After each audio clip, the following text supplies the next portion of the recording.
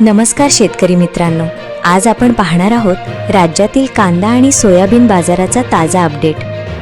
मित्रांनो, आजच्या बाजारात काही ठिकाणी भाव थोडेसे स्थिर दिसत आहेत, तर काही ठिकाणी हलका बदल देखील जाणवत आहे। चला तर मग सुरुवात करूया कांदा बाजारापासून। मित्रांनो, आज लातूर आणि आसपासच्या मंड्यांमध्ये कांद्याचे दर साधारण असे पाहायला मिळत आहेत।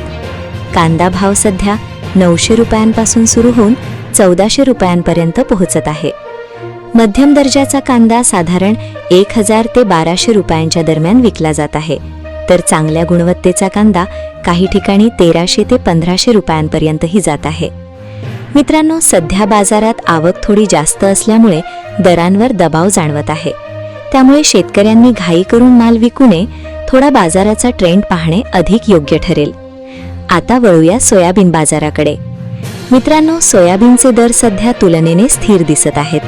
आज सोयाबीनचा भाव साधारण 7400 रुपयांपासून सुरू होऊन 7900 रुपयांपर्यंत पाहायला मिळत आहे।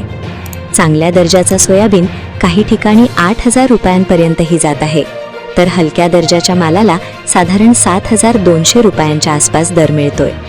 मित्रांनो, सध्या सोयाबीन बाजारात मोठी तेजी किंवा मंदी नाही।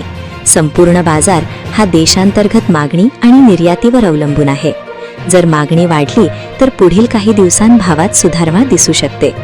आता एकूण बाजार स्थिती पाहिली तर कांदा बाजारात थोडा दबाव आहे, कारण आवक जास्त आहे, तर सोयाबीन बाजार तुलनेने स्थिर आहे।